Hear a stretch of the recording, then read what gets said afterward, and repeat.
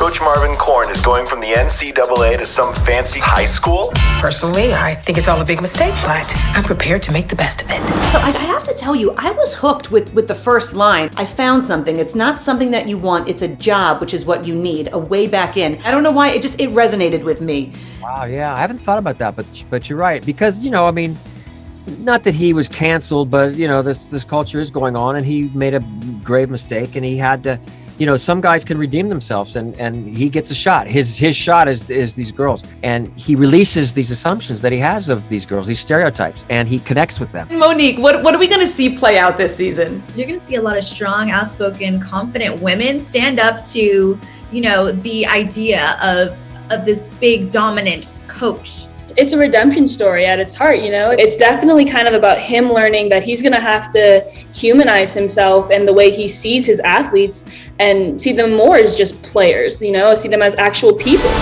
You're connecting with these girls. Oh, stop it. Listen, we got to talk about the dean. I want to be friends with her. I wanted to make sure that this was a love letter to women like her, because sometimes the administrator or the head woman in charge is often shown as crusty and old and mean and nasty. And I didn't want to be that. I wanted her to be vibrant and fun. And yet I would never mess with her. You know what I mean? Like I would never. You better not mess with her. I would never. I want to be messed with. I'm so drawn to the title of this show too, Big Shot, right? So obviously you're talking about basketball, so it could be shot, or you get the one shot, or you're the big shot. But I'll tell you, who came up with that name? Who? Me. It was called. It was. There's all these other names. It was called the Big Ugly or something, or the Big Terrible or Terrible. It's something stupid. And I said, no. If you could remember your first big shot that you got professionally. Of all time professionally, when I was a teenager, I was signed to Motown by Michael Bivins, who discovered Boyz II Men. So that was my first big shot in life in entertainment.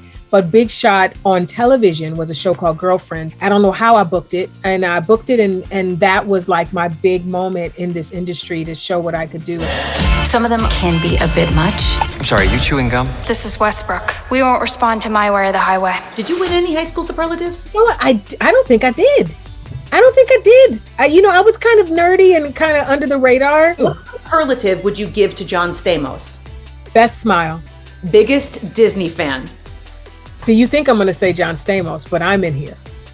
So I'm going with me. I know what a Disney fan you are. No, I'm not. Of course, I am geeky. It's pretty cool. Anything. I've done some things over the years with Disney, but this is the biggest, and I'm very proud. This is pretty cool for me because I grew up watching you. The only difference is I've aged and you haven't, so something's not right. You look great. Have you guys gotten the invite for these movie nights that he does?